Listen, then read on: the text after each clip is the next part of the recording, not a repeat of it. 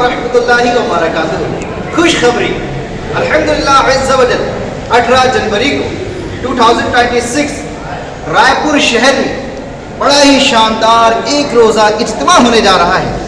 आप तमाम इस्लामी भाइयों से गुजारिश है कि उसमें खूब शिरकत करके सवाब दारिन हासिल करें और मेरे साथ पढ़े।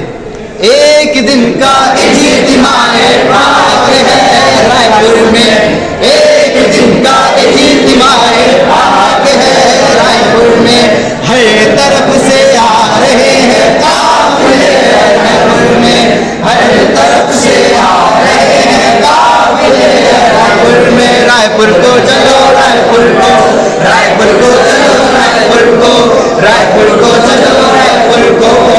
एक दिन का इज्तिमा है भाग्य है रायपुर में, एक दिन का इज्तिमा है भाग्य है रायपुर में, हर तरफ से आ रहे हैं काफिले रायपुर में। तो आप भी आइए और अपने साथ भी लाइए।